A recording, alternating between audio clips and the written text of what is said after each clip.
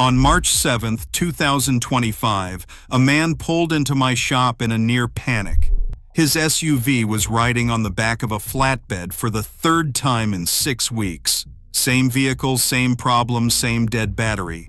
He had already replaced the battery twice, paid for a charging system test, and was 3 minutes away from authorizing a new alternator when I asked him one simple question. "Where do you keep your keys at night?" He froze. He pointed toward the kitchen counter, about 10 feet from the garage wall where the SUV slept. That answer, that exact distance, was costing him hundreds of dollars and turning his driveway into a graveyard for batteries. Today, I am revealing something most drivers have absolutely no idea about. The little plastic key fob sitting on your nightstand, hanging by your front door, or tossed into a bowl in the kitchen is quietly torturing your car battery every single night while you are asleep. No warning lights, no clicks, no obvious symptoms, just a slow, silent drain that shortens battery life, kills your starter motor early, and eventually leaves you stranded in your own driveway. And the worst part? The fix takes less than 30 seconds, costs nothing, and most dealerships will never tell you about it because there is no part to sell, no labor to bill, and no profit margin in honesty. I have been wrenching on cars for over 2 decades, and I can tell you this problem did not exist when I started. Old keys were dumb. You stuck them in a cylinder, twisted, and the engine started. The key had no electronics, no signal, no brain. It sat in your pocket and did absolutely nothing until you physically used it. But somewhere between 2010 and today, the entire industry shifted to smart keys, proximity sensors, and passive entry systems. Suddenly, your key was no longer a key. It was a transmitter. And your car was no longer a car. It was a receiver, constantly waiting, constantly listening, constantly draining a tiny sip of electricity from your battery every few seconds for as long as that fob is within range. Here is what nobody explains when they hand you the fob at the dealership. Your car is never truly off. Not in the way you think. When you walk away and lock the doors, dozens of modules go to sleep, but not all of them. The body control module, the keyless entry receiver, and several antenna circuits stay partially awake, scanning the air for your fob's low-frequency signal. The instant they detect it, the car begins a subtle handshake. Are you there? Yes. Are you authorized? Yes. Should I prepare to unlock? Maybe. This conversation happens silently, repeatedly, sometimes every few seconds, sometimes every few minutes, depending on the manufacturer and the model year. Each handshake takes a tiny pull of current. By itself, nothing. Multiplied across hours, days, and weeks, devastating. The man with the SUV had no clue. He thought his car was sleeping when he was sleeping.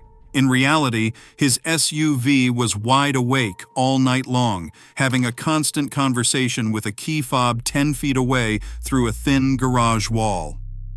His battery never got a chance to fully rest.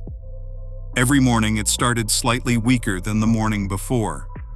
Every recharge cycle was a little less effective. The lead plates inside the battery began to sulfate prematurely. The alternator was working overtime trying to top off a battery that was constantly being bled dry overnight. The dealer wanted to sell him a new alternator. Let me explain what is actually happening inside that battery, because once you understand this, you will never look at your key fob the same way again.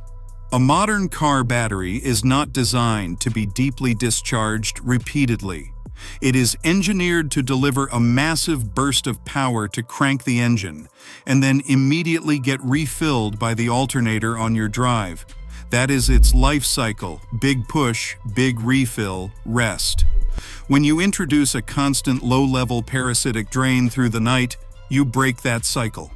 The battery never reaches full charge. It hovers in a partial state of discharge.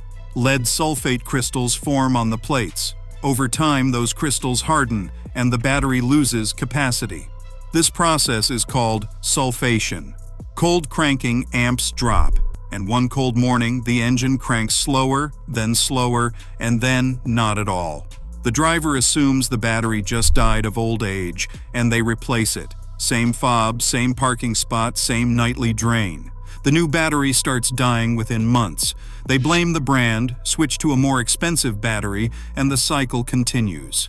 I have seen drivers go through 3 batteries in 2 years, and never once consider that the cause was sitting on their kitchen counter the whole time. Now, this is the part that gets uncomfortable. The auto industry knows this happens. Engineers have known about it for years. There are technical service bulletins on this exact issue from Hyundai, Kia, Ford, Toyota, and several luxury brands. Some manufacturers have released software updates that put the keyless system into a deeper sleep mode after a set period of inactivity, sometimes called transport mode or sleep mode. But unless you specifically ask, unless you push for it, unless you happen to land at a dealership where the service writer is willing to explain it, you will never hear about it. Because there is no money in telling you the truth. There is money in selling you a battery, an alternator, a parasitic draw test, and a diagnostic fee. A free key fob fix does not pay anyone's bills. So how much current are we actually talking about? A healthy modern vehicle should draw somewhere between 20 and 50 milliamps when fully asleep. That is the baseline parasitic load to keep memory alive in the modules. But when a key fob is sitting close enough for the receivers to constantly detect it, that draw can climb to 80, 100, or even 150 milliamps in some vehicles. Triple the normal load, sustained, all night, every night. Multiply that by an 8-hour sleep cycle, and you are pulling significant capacity from your battery before you even turn the key in the morning. Some vehicles are worse than others. Sport utility vehicles and luxury sedans with multiple antennas around the body tend to suffer the most because they have more receivers actively scanning. Push-button start vehicles with passive entry are the worst offenders because the entire convenience of the system depends on constant proximity detection. There is another layer most drivers never consider. If you have 2 fobs, and most households do, the problem doubles. If both fobs sit on the same counter, the car may not be confused, but it is still seeing both signals. If one fob lives in a purse that gets carried near the car each evening and another lives by the door, the receivers fire repeatedly each time someone walks past. And the worst case is the spare fob you forgot about, the one in a kitchen drawer or sitting in the cup holder of the second car parked next to the primary vehicle. That forgotten fob has been silently transmitting for months, draining a battery you assumed was just unlucky. I once had a customer come in convinced his daughter's car had a wiring problem. The battery kept dying when she was home from college. We tested everything: alternator perfect, battery healthy, parasitic draw normal during testing. Then I asked him where his daughter kept her keys when she was home. In her bedroom, on her dresser, about 15 feet from where the car was parked through one wall. Mystery solved. We moved the keys to the opposite end of the house. The battery never died again. No parts, no labor, no charge. Just a 30-second conversation that should have happened the moment he walked in. This brings us to the fix, and there are actually several depending on your situation. The simplest one, and the one I recommend to every customer, is distance. Most key fob receivers in modern vehicles have an effective range of about 3 to 5 meters, roughly 15 feet. If you can store your keys more than 15 feet from where your car is parked, the receivers will stop registering the fob and the car will fall into proper, deep sleep. Move the keys to a back room, an upstairs bedroom on the opposite side of the house, or a hallway closet that is not adjacent to the garage.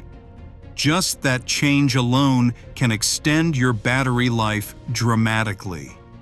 If distance is not possible, your second option is a Faraday pouch. These are inexpensive signal-blocking bags lined with a metallic mesh that prevents the fob's radio signal from escaping. Toss the fob in, zip it shut, and the car can no longer detect it. The fob is still working, still functional, still has a battery. It is just radio silent until you take it out. A good Faraday pouch costs less than a fast food meal, and as a bonus, it also protects you from a separate problem called relay theft, where criminals use signal amplifiers to clone your fob signal from outside your house and steal your car without ever touching the key. One small pouch solves two big problems. Your third option, and one that most people do not know about, is to put the fob itself into sleep mode. Many manufacturers, including Ford, Toyota, Lexus, and Mazda, provide a manual sleep function built into the fob. It is usually activated by pressing a specific button combination. Sometimes you lock the fob twice in a row.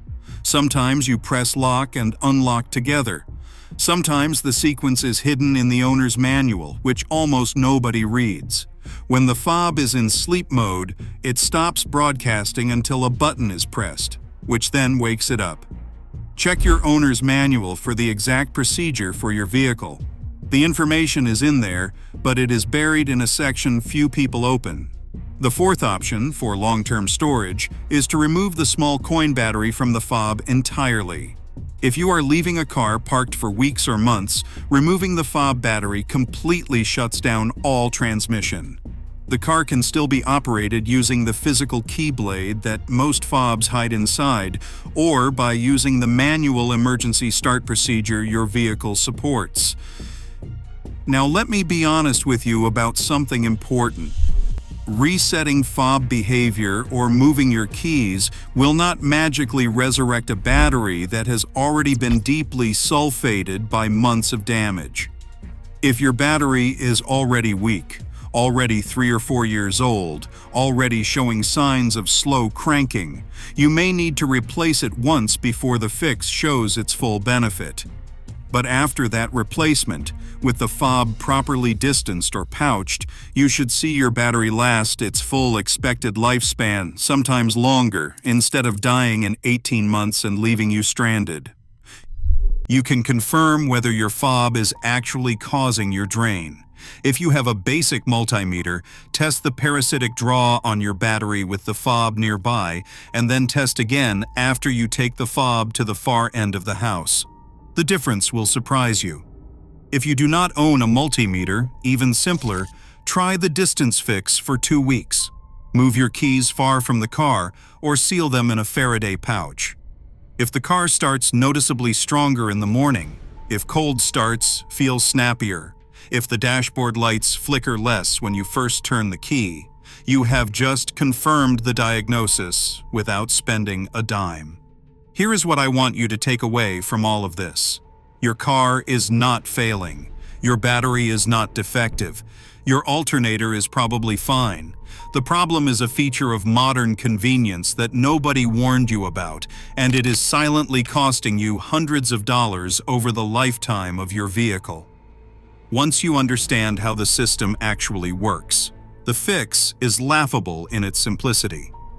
Move the keys, pouch the keys, sleep the keys. That is it. No tools, no diagnostics, no service appointment, no upsell. The bigger lesson is this. Modern vehicles are full of these silent drains, hidden behaviors, and learned patterns that the industry rarely explains.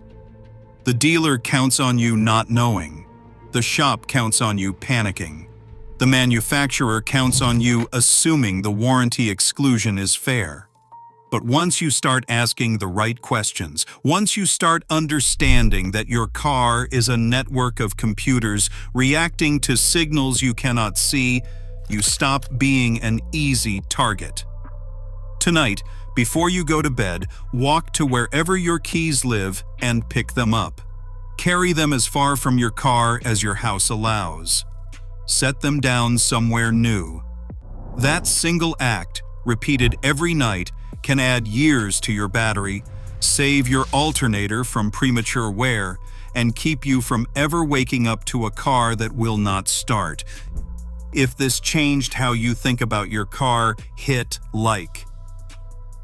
So more drivers see it before they spend money they should not have to spend. Subscribe if you want more shop floor secrets that put the power back in your hands. Drop a comment telling me where you currently keep your keys at night and how far that is from where your car is parked. The answers in those comments are going to surprise a lot of people, including you. Because the most expensive problems in modern cars are not the loud ones. They are the quiet ones. The ones happening while you sleep. And now you finally have the knowledge to stop them.